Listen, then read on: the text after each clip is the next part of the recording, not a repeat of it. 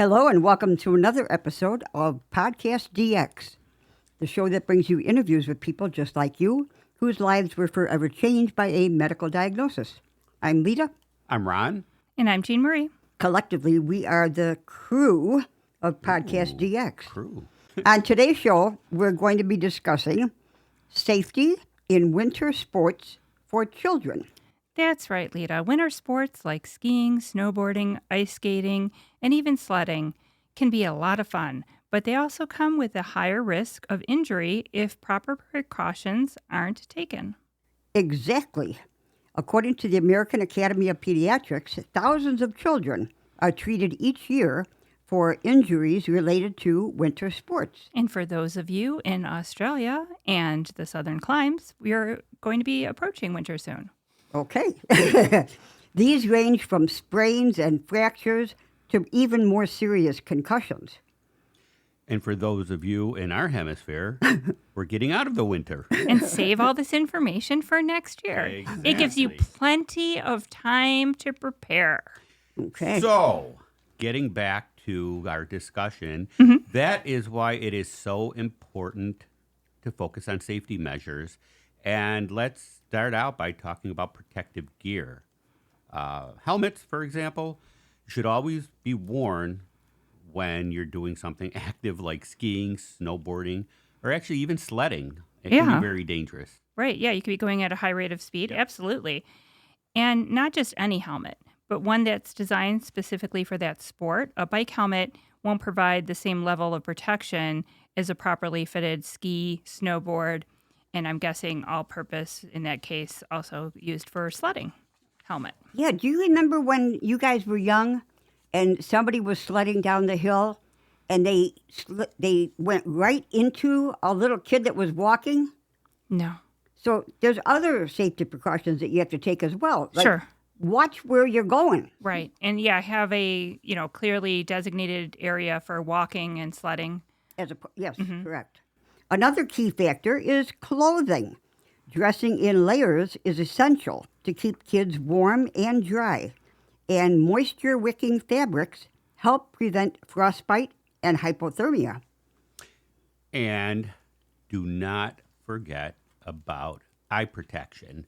That is extremely important. Goggles are important so they can shield somebody's eyes from the sun's glare off the snow, and also protect against any debris that might pop up and hit you. Right. And speaking of sun, many people don't realize that sunburn can still occur, no matter what the weather.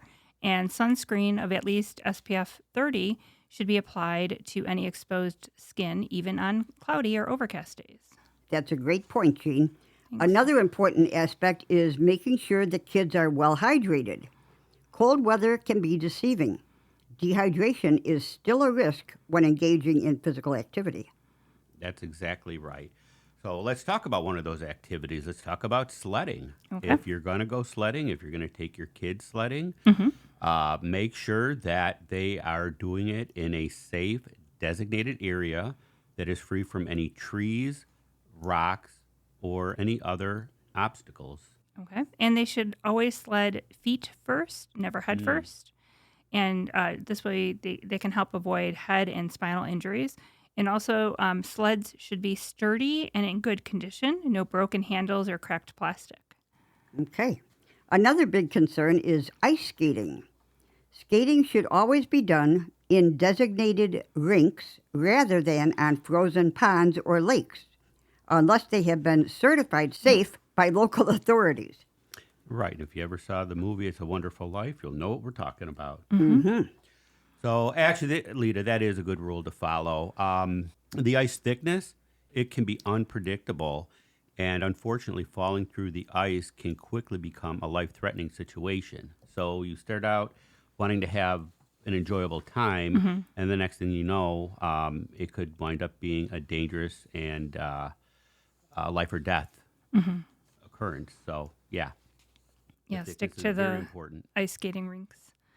And for skiing and snowboarding, children should take lessons from a certified instructor to ensure they understand proper techniques and safety rules. That's right. And they should always stay within marked trails and avoid the risky terrain like steep slopes, or deep powder. Now, this is for the parents also. Be very aware, parents, of warning signs of frostbite and hypothermia in your children. If a child's skin turns pale, hard, or numb, they should be taken indoors and warmed up immediately. And in terms of hypothermia, symptoms include shivering, confusion, slurred speech, and drowsiness. And if any of these occur, seek medical attention right away. And there are even jackets and gloves and hats that have an indicator that'll tell you when it's gotten too cold. Really? Yeah, they even have dog coats that have such indicators. Wow, that's cool. Mm-hmm. I mean, cold. No. Oh. Good. Yeah, it's cool. Okay. Another way to reduce risks is to set time limits on outdoor activities and ensure children take regular breaks to warm up inside. Yeah, I think you've told us many times about ice skating, and they'd have hot cocoa and a little warming shed. Yeah. I wish we knew this when we were kids. No, Yeah. that's what we had. We didn't. Oh, wow. So we just stayed out, and then, you know what? When you got cold and you went inside, you just realized just how cold you were from how long you stayed out. No, we lived in Chicago and across the street from La Follette Park in Austin neighborhood. Okay. And every year they would freeze the football field. They would just add water somehow. Yeah.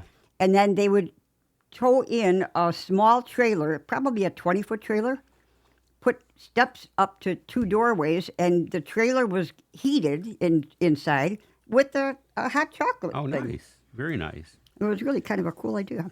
So we were talking about time limits and all that.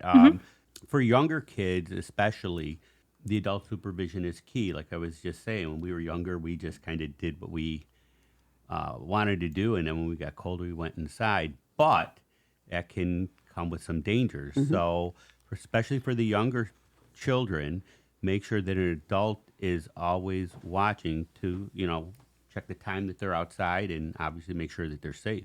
Right. And another thing, if an injury does occur, don't ignore it.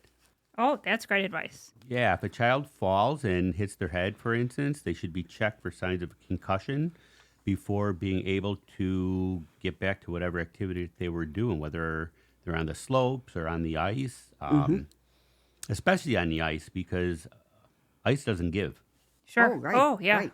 Yeah, good point. Yeah, you might hit your head in the snow, but, you might be okay. I'm going to tell you, honestly, I did that when I was probably about 10 or 12. I fell backward, and I hit the back of my melon and literally saw stars. Oh, wow. But again, 40, 50 years ago, No I helmet? didn't. Yeah, Yeah. I didn't have What them. was Yeah. that? But Wow. but in all seriousness, back then, it was like, oh, you just got a bump on the back of your head, you're Right. okay. Right. Now we know different. Yeah, Yeah. concussion So- protocol and everything. Exactly. Yeah. So Yeah, again, I would have maybe said something like, Put some ice on it? yeah, I was just going to say, well, you already had ice on it, so you're okay. Yeah. Well, ice fishing is another popular winter activity, but it also comes with some safety concerns. Kids should always be accompanied by an adult, and ice should be at least 4 inches thick before walking on it. Wearing a life jacket over your winter clothing can be a lifesaver in case of accidental falling through the ice, which I did as an adult, and it was not fun. Oh, I want to hear this story. Oh, yeah, we've heard this story, I think. Did you hear the story? Maybe another time, but I definitely want to hear this. Well, but I was on a pier that went into a lake, Lake Carroll in northern Illinois. And this is the first and only time I went ice fishing, okay? I wasn't like walking on the ice, but I was on the pier, so I thought I'm safe. right. And I had a fishing pole. I was ready to do some fishing, but the surface was frozen over. And I'm like, well, crap, how am I going to get down to the fish? So I went back up the pier. I got a big piece of wood, and I'm pounding on the ice to try to break it so that I could put the line through. And I guess I pushed a little bit too hard or a little bit off balance, and I just went head in. And my neighbor, who was fishing. He wasn't fishing with me. He just was along for the ride. He was up a hill, probably 2,000, no, at least 1,000 feet away from me. And he heard me go through the water. I guess I screamed. And I was underneath the water, not knowing what the hell to do, and cold and numb. And now I can't move because I'm like not frozen stiff, but in shock. Mm-hmm. And I could hear his footprints. You don't hear footprints. Footsteps pounding as he was running down the pier. Wow. And I thought, okay, it's going to be okay. Next thing you know, he grabbed my shirt, the top of my collar, and just pulled me out of the water. And he is not strong enough to do that. So he must have been like one of those adrenaline rushes. Right. So, yeah, he saved my life. Wow. No, I did not hear that story before. Thank you for sharing. Yeah. Anyways, you were talking, Lita, about the life jackets. And actually, that's a very, very good point. The story you just told, if you had a life jacket on. Well, you know what? I don't know if I would have been in better shape because... yeah, you would have stayed at the surface. Yes, that's true. It's just that I would have floated to the surface and hit my head on the ice. I don't know. Yeah. I don't know if that would have helped, but I'm sure it might have. But it's a good precaution to take. So, yes. Just as a side note, that is one of the reasons you will not see this guy over here do any ice diving. Me neither. I never understood that. No. The plunge, the polar plunge? That either. I've successfully gone, I think, 40 years without doing it. The streak is going to continue. Yeah. But kudos to everybody that does do it.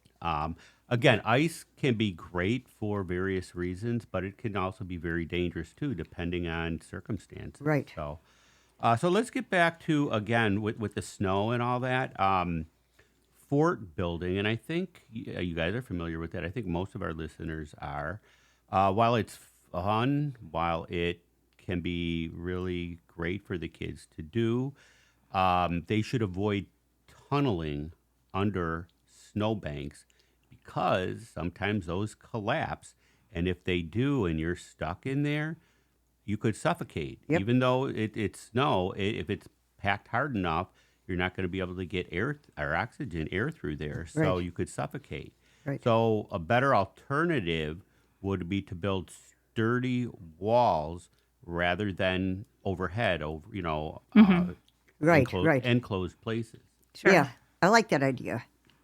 Yeah, that's a smart precaution to take. Also, when playing in the snow, children should be made aware of and take care and know their surroundings, and they should learn or be taught to steer clear of plow areas or roadsides where they might not be seen by drivers, especially, in the winter. It's often darker out, and, you might want to throw on reflective stripes on their clothing as well to help drivers see them. But, snowplows can push up the snow into banks. And then if a child darts between those banks, someone might not see them until it's too late. And I've seen kids, like those snow banks that you're talking about, that they... Right, that they'll be playing on them. They'll be playing on them. And it's they might slide right into the traffic. street. Yep. Yeah, there's a lot of things that could go wrong in the winter. Yeah, so, adult supervision and teaching kids what's, safe ways to play. Yes. Well, thank you for joining us. I think it was an important discussion today. Winter sports can be so much fun, but safety should always come first. Sure. And for more information on winter sports safety, you could check out this resource. And you'll post that on the website? And I'm going to post it. It's called the Child Injury Prevention Alliance, and I will put a link for that. Good deal. That's awesome, Lita. Well, this wraps up this episode. If you would like to be a guest on our show, please drop us a line at info@PodcastDX.com. And if you have a moment to spare, please give us a review wherever you get your podcast. And as always, please keep in mind that this podcast is not intended to be a substitute for professional medical advice, diagnosis, or treatment.